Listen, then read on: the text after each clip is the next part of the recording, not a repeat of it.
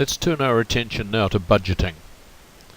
Budgeting is an optional process, but many schools find it a useful process to adopt to keep a track on anticipated expenditure during the year and income.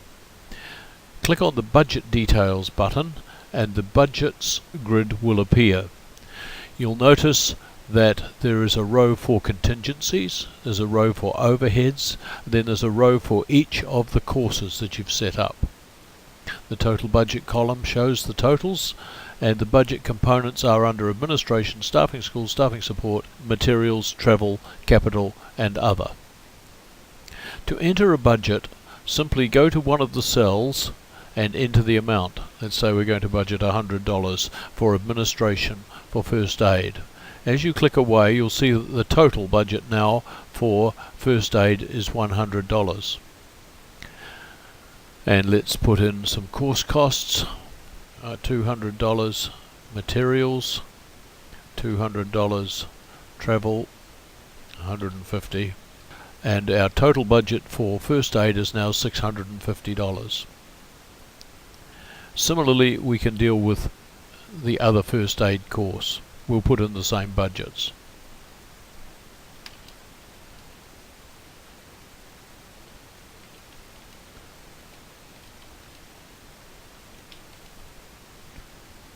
There we are. Now let's put in some contingencies.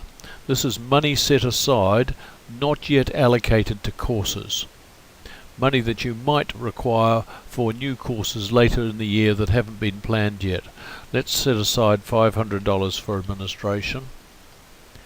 Staffing school, $300. Staffing support, $500. Course costs, $600. Materials, $600. Travels, $700. Capital, $1,000. So we've got a total contingencies budget now of $4,200. For overheads, those costs not relating to schools, let's put in budgets for those.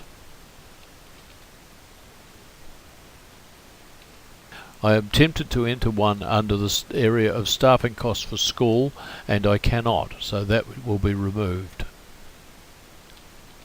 And I can't put them under course costs either.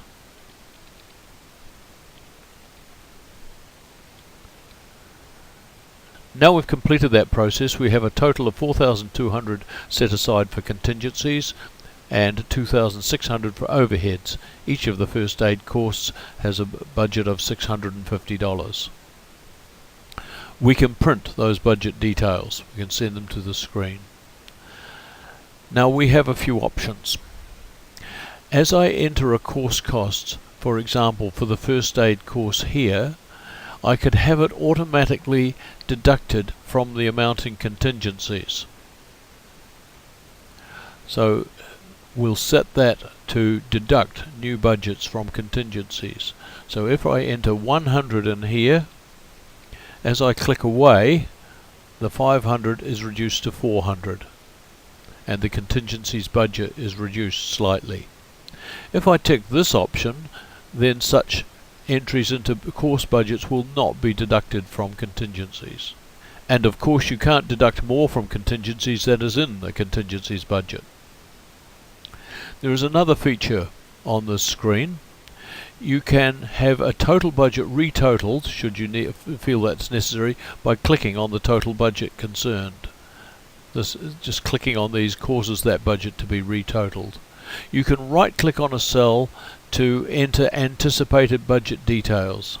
For example, our $100 here for first aid for staffing support, if we right click on that, a window pops up and we can say that an amount of $80 is being anticipated spent on St. John attendance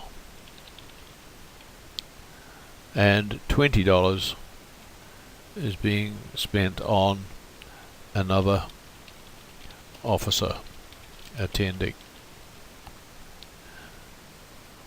Proceed. Now there's a yellow background to the cell which indicates that we have a bubble, what we call a bubble, a budget allocation for that particular amount. Please remember here that amounts entered here will not appear on your funding report form. This is most important.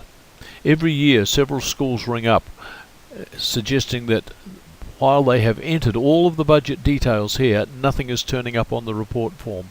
Well, of course it won't, because the only thing that will turn up on the report form are actual overhead costs and actual course costs. Budget figures are planning figures only, and these will not appear on official documents. At the same time, once we've done this, we can click on the budget summary screen and see what part of our funding report form will look like should we have spent all the budget amounts. Our total income is shown and the various total budgets amount are shown. At this stage we have 66.6% left over. You can print this report, but bear in mind it is based on budgets.